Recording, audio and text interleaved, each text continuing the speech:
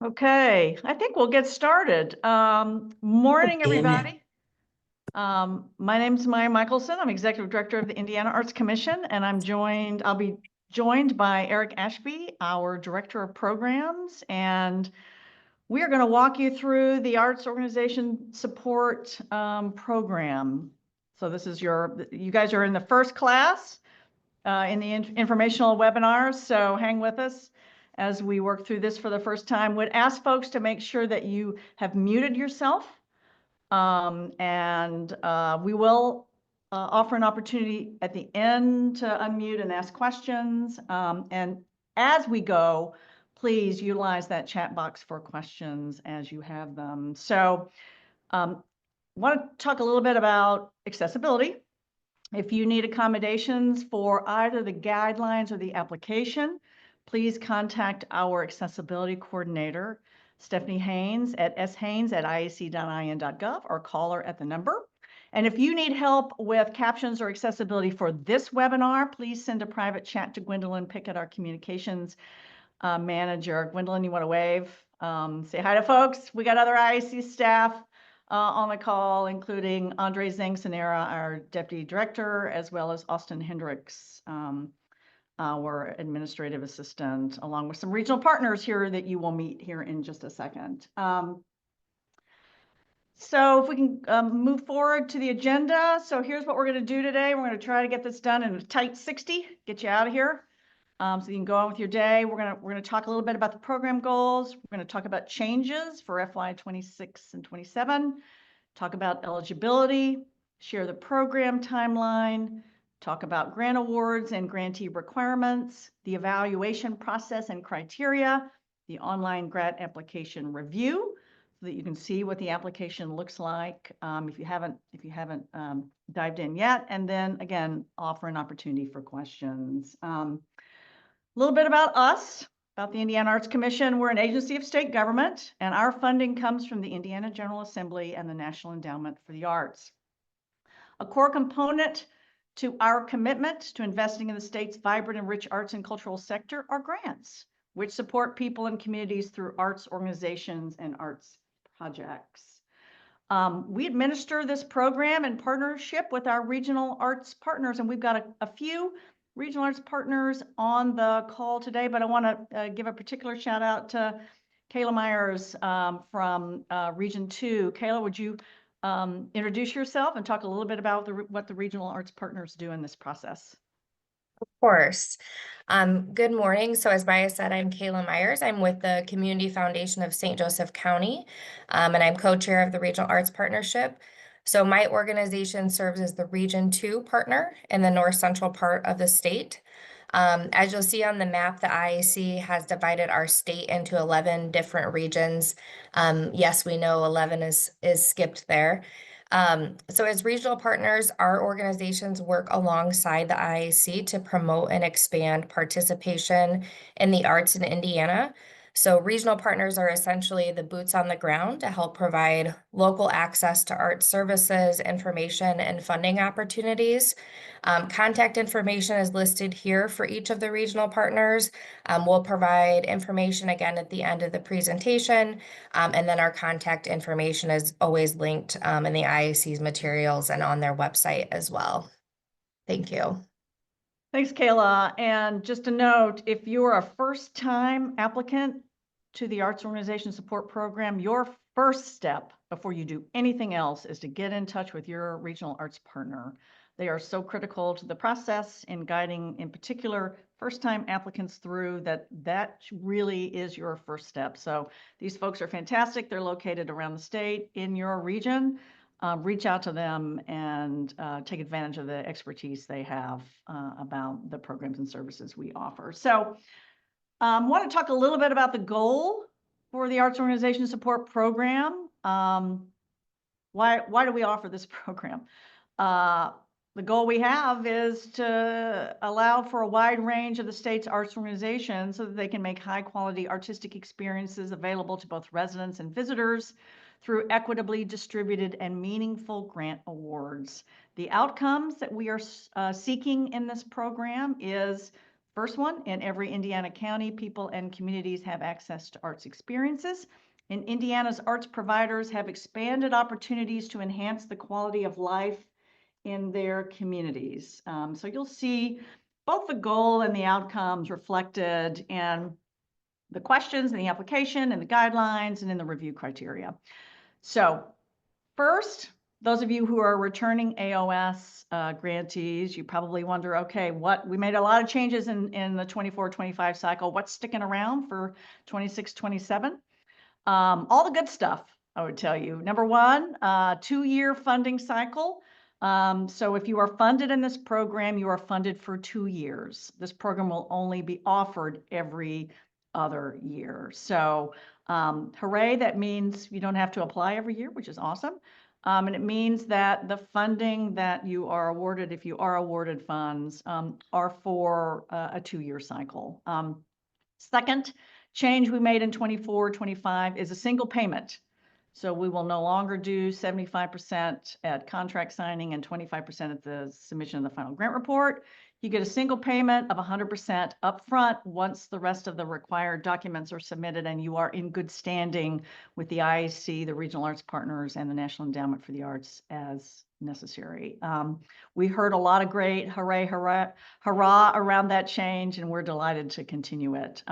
Again, I would reiterate, though, that you must remain in good standing with the IAC for that to be possible. So there's documentation about how to do that, particularly focused on getting those final grant reports in on time and by the deadline, and making sure that you do the credit acknowledgement for funding and all the good things that you need to do to acknowledge taxpayer funding for your activities. Third change that we instituted in 24-25 that's going to be sticking around for 26-27 is that is a competitive grant program, and not all eligible applicants will be funded.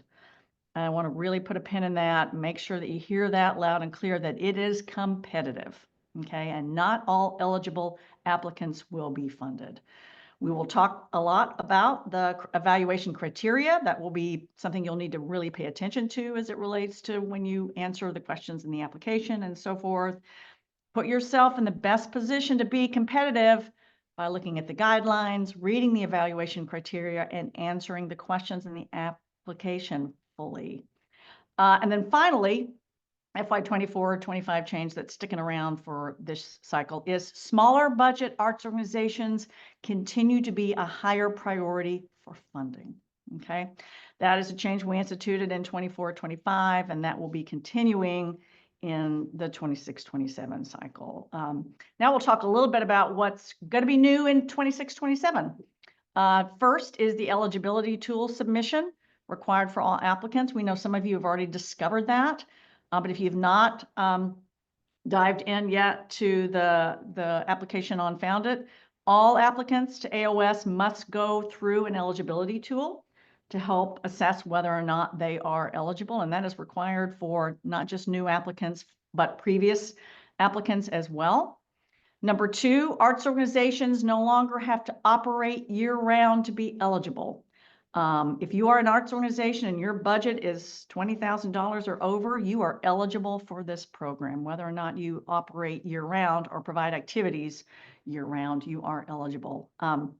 Third change, fewer and simpler application criteria. You'll note that when you are actually in Found It and looking at the application. Tried to make it streamlined and more simple for applicants. And to that point, a simplified scoring rubric you'll see when you dig in and look at the evaluation criteria and the scoring rubric. And then finally, and this is important, we will continue to do live grant panels via Zoom, but they will no longer be recorded. So if you do not attend that virtual webinar to see the live grant panel discussion, what you will have to rely on is instead the written comments that will be in the online system. So again, if you want to see the live panel discussion live, your only chance is to see it live. So make sure that when that information gets sent around to you, that you make note of it and that you or somebody else on your staff or somebody from your board is able to participate. Now I'm going to turn it over to Eric Ashby, our Director of Programs, to kind of take you through the rest of the Arts Organization Support Program process. Thanks, Maya. Good morning, everyone. Great to see you all on here, braving the cold this morning. Hope everyone's staying warm. I'm going to talk a little bit about eligibility for the AOS program, and applicants must meet all of these eligibility requirements to be eligible. And the first one is be an arts organization. And as the Arts Commission defines that, that is in the guidelines as your primary focus is arts as reflected in your legal documents, your mission, and your operating budget. If you have questions or are unsure about if you qualify as that, I really encourage you to reach out to your regional partner and have that discussion before starting an application, so you don't get to the end of an application and realize that you may not have been eligible. The second is be based in Indiana, be located here in the state of Indiana, serving people in Indiana. Third is being an active 501c3 tax-exempt entity or public entity for the past 3 consecutive years as of March 3rd, 2025. Fourth is having an annual cash revenue of $20,000 or more as supported by your profit and loss statement, which you will upload in the application. And fifth is be in good standing with the state of Indiana, the National Endowment for the Arts, and regional partners. An additional eligibility requirement that I want to discuss is the UEI, the Unique Entity ID. This was implemented back in 2022. This replaced the DUNS number. Some of you may have been familiar with the DUNS number. This is administered by the federal government, and it's a fraud prevention tactic that's in place, and applicants to the AOS program must have a UEI prior to submitting an application.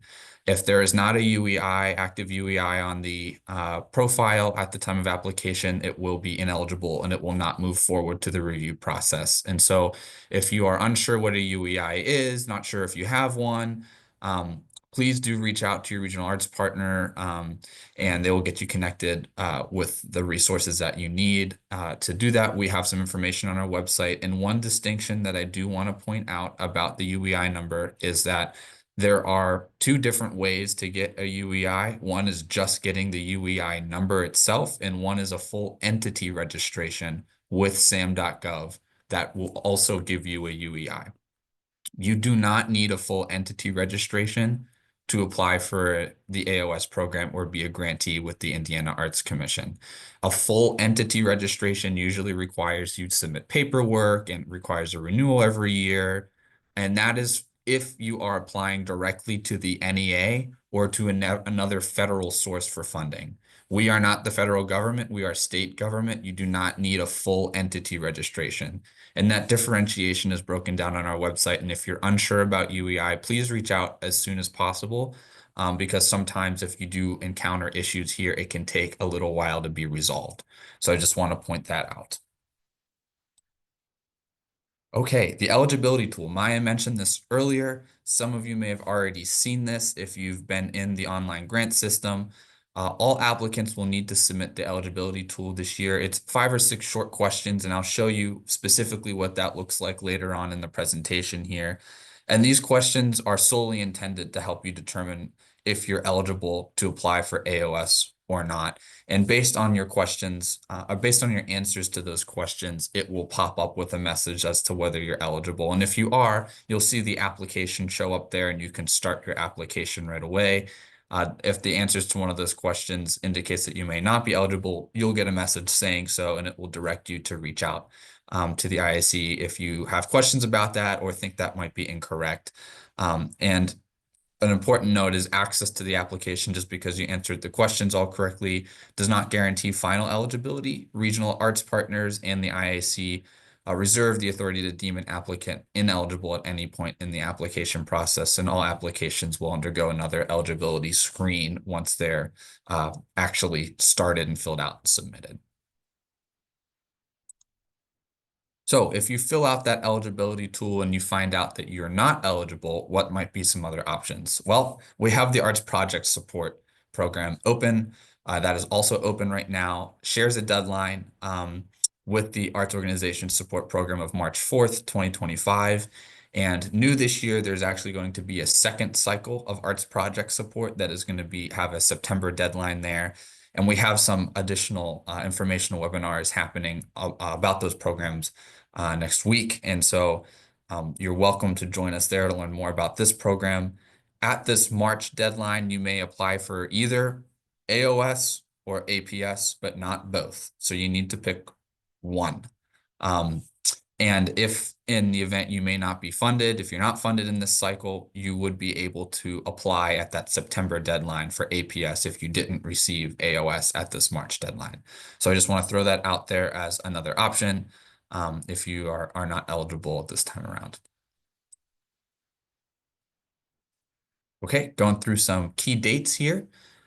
Applicants in this program will be funded for 2 years, 2 fiscal years, fiscal year 2026 and 2027. The state runs on a July to June fiscal year. And so that is whenever we're referencing fiscal years, we're always talking about that July 1 to June 30 timeline.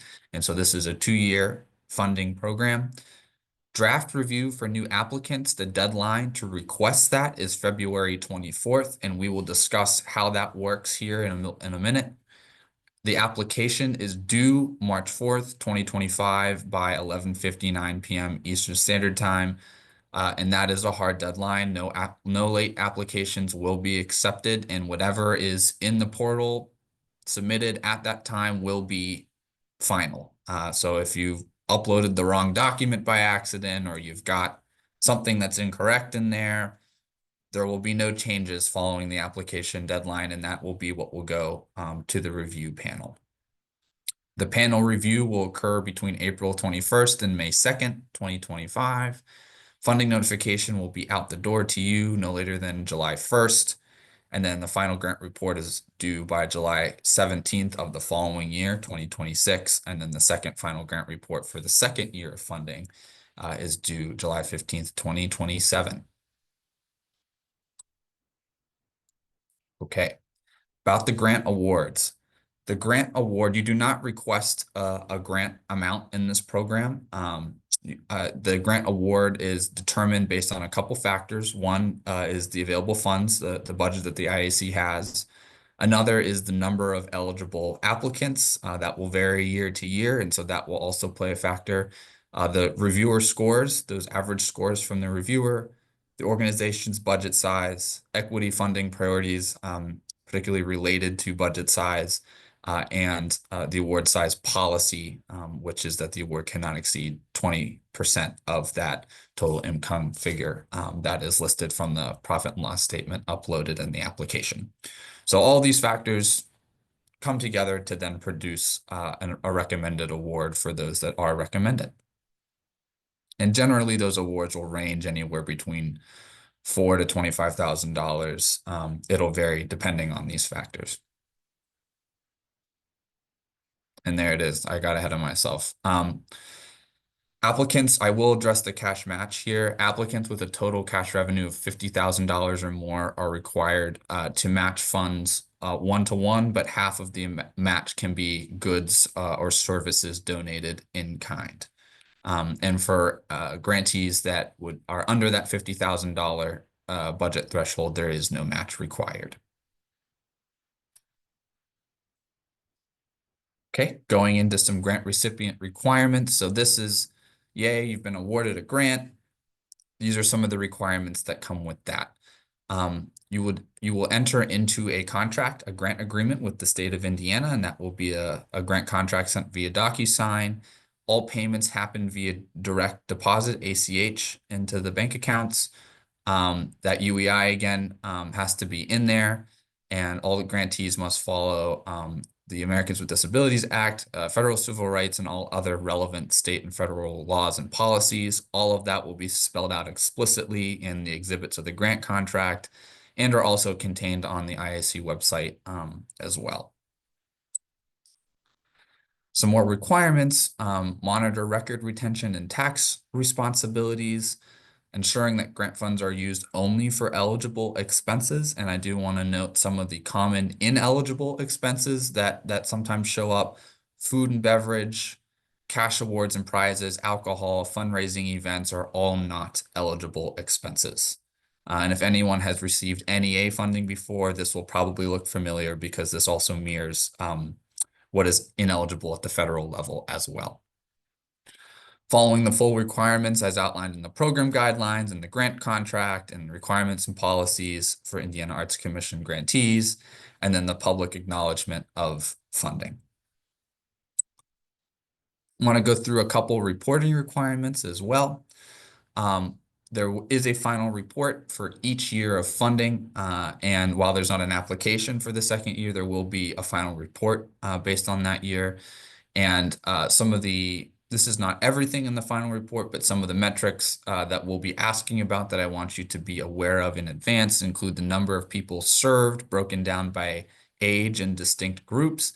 And those distinct groups are federally defined distinct groups that we're required to ask, and it will ask about military, veteran status, individuals below the poverty line. There are a couple different groups in there to track. Location of activities and services, where did activities take place? Use of the funds, what did you spend the money on and what was the impact? Jobs supported through this funding, and total revenue, expenses, and in kind for that operating year.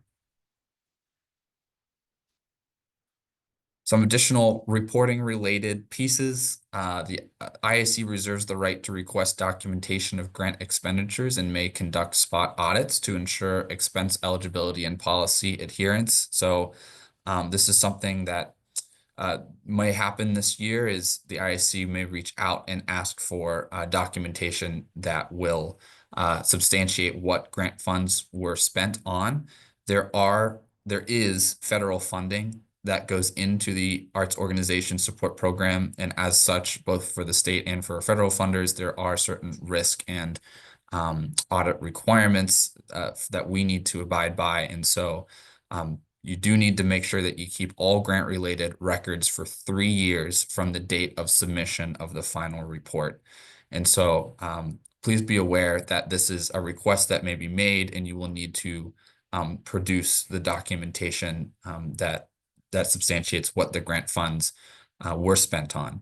Best practice would be to put any government grants, state dollars in a separate account, a separate line in your QuickBooks or whatever you're using, so that you know exactly when that money is taken out and what it's used for. So this is something that you can easily produce.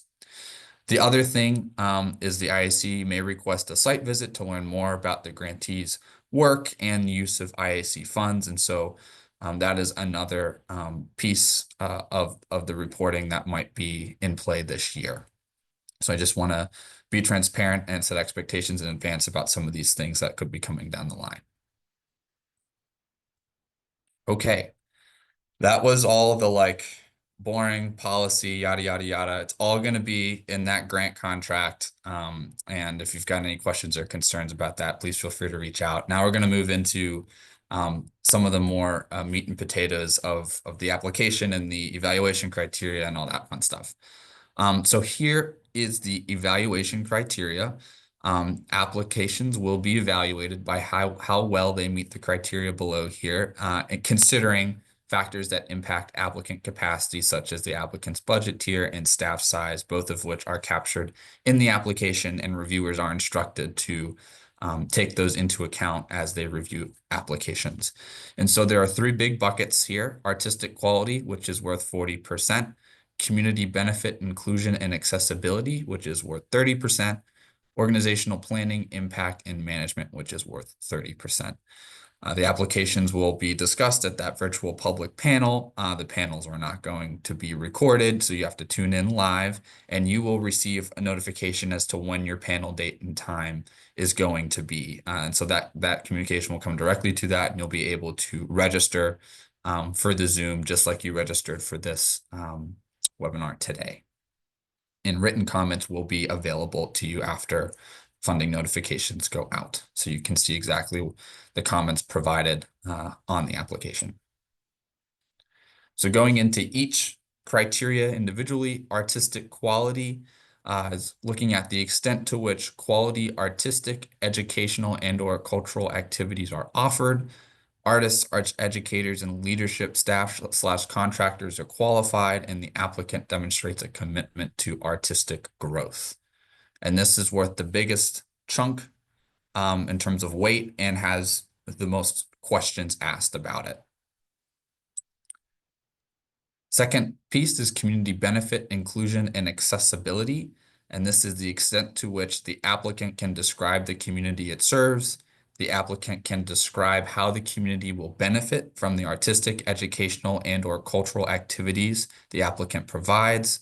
There are intentional efforts made to directly engage underserved populations, and the applicant's programming is accessible. And that underserved populations is defined below.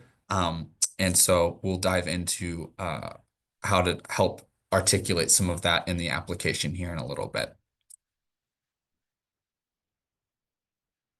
Organizational planning, impact, and management is the extent to which applicant goals are defined and plans are in place to measure impact, and the applicant demonstrates sound management and fiscal practices. So those are the evaluation criteria. That is going to be what reviewers look at as they review the application, and the application is split into sections that align with these review criteria. So you always know when you're filling out the application, what piece of the criteria that you should be looking at. And so this is really the guide. And as you're reviewing your application, when you're filling out after you're done, you really want to be asking yourself these questions to make sure you've fulfilled all of these points as fully as possible. So here's the application sections. You can see they align directly with each of those review criteria. There is a before you begin section that has a bunch of links and tips and other things of that nature. There's an applicant overview where you'll provide your mission statement, upload your profit and loss statement, and provide some of the staffing numbers. There's the artistic quality section where you'll describe the activities of your organization, go through some of the methodologies or criteria for artist and programming selection, upload a work sample of some sort, and talk about the qualifications of the artists and educators that you use, as well as the leadership staff, and then talk a little bit about artistic growth.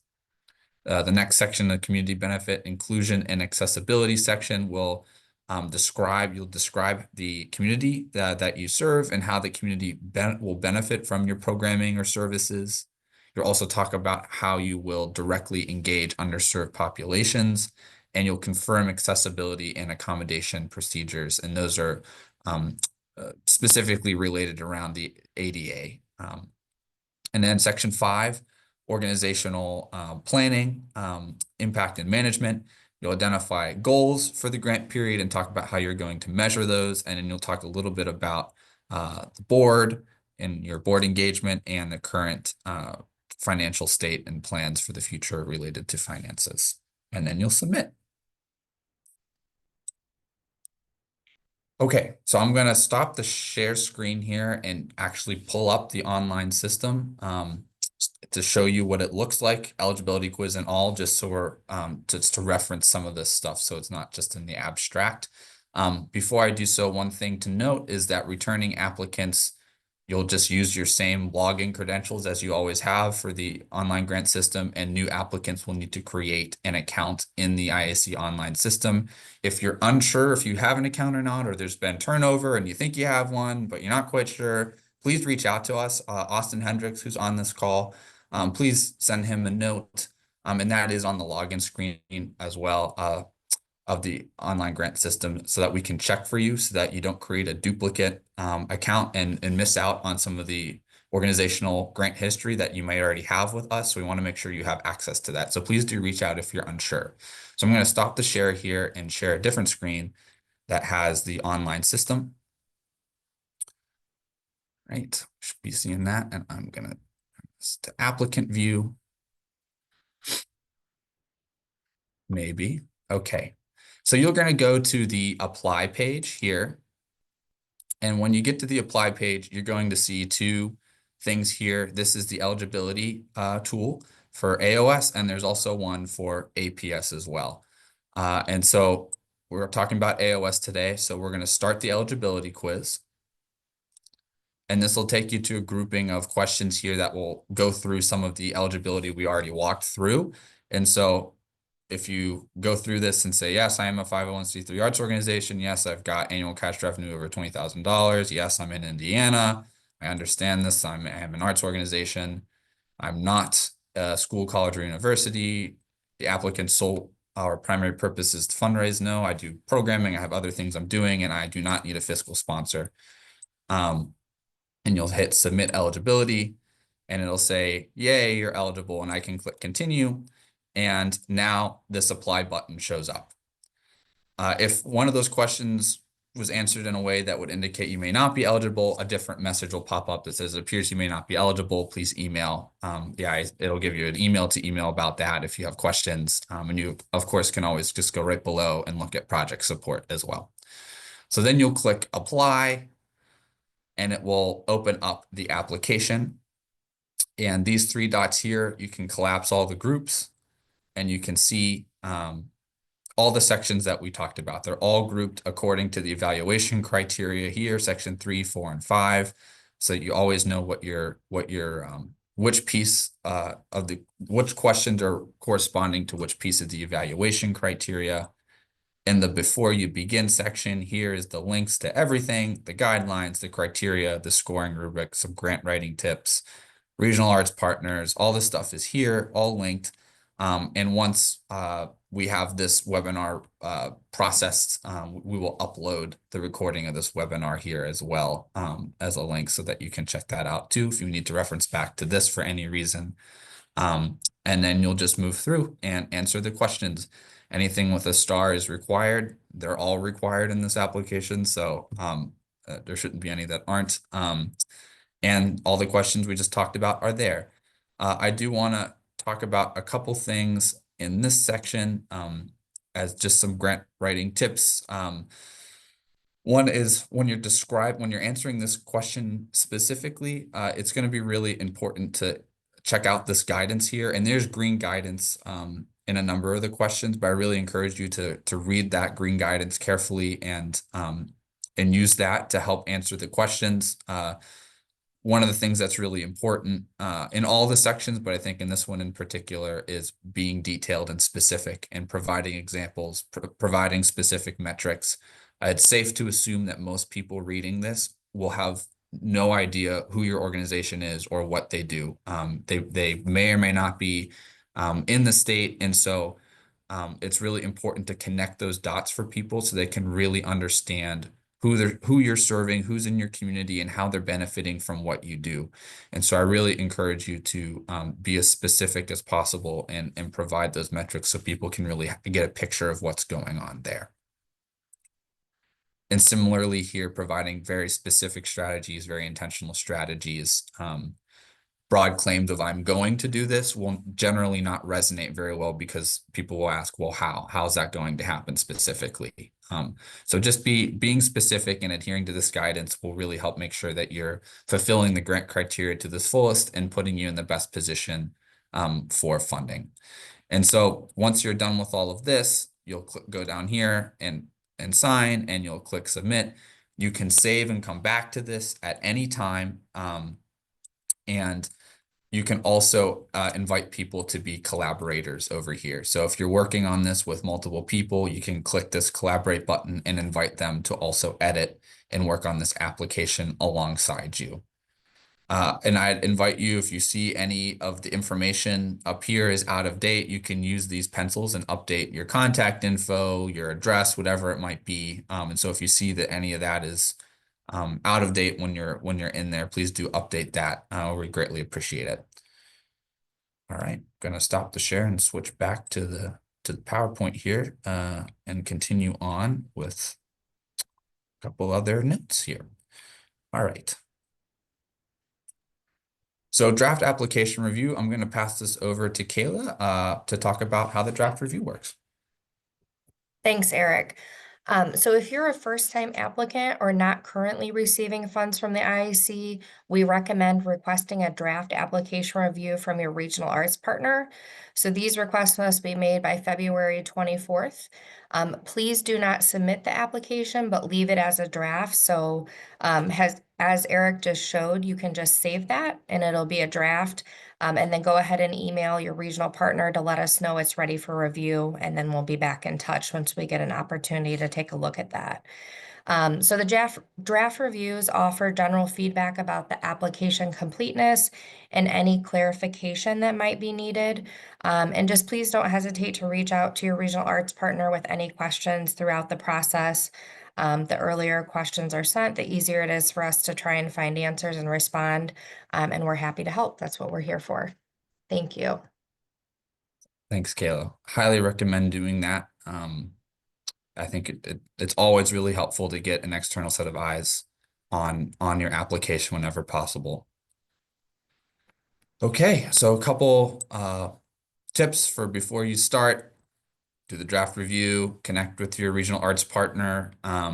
Please review the guidelines in their totality as well as the evaluation and scoring criteria before you start the application, and check out the entire application in its totality before you start writing as well. You can download it to a PDF out of the system if you prefer working offline and putting it in the system. The copy and paste gets a little wonky in the system sometimes, that some of the formatting may not always copy and paste perfectly. So just something to note there, but please review all of those things before you get started.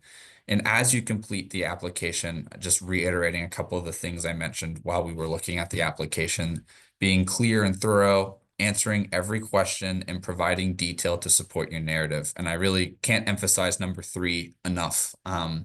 If you're going to make a claim, it's important to substantiate it because, like I said, people are going to be coming with fresh eyes. They aren't necessarily in your community or attending your programming, and while it might be self-evident to us or to you, it won't be to them. They are just looking at this application, what's contained in the box narrative that you provide. And so it's really important to substantiate any claims or goals that you have so that people can understand that you're actually doing the great work that you're doing.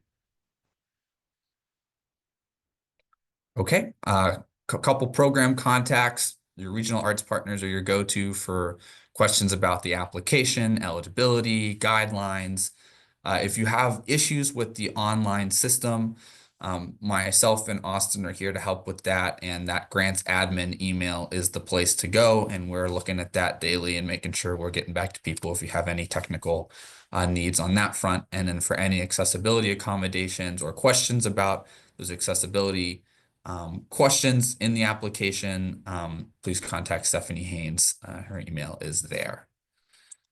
Here's those regional arts partner contacts again. And this is also on the IAC website and linked in the guidelines. They're everywhere. And so just check for your county and which region you're in, and that individual will be happy to connect with you. And with that, any questions? It was a ton of information. So what questions do we have? And I'll stop the share here.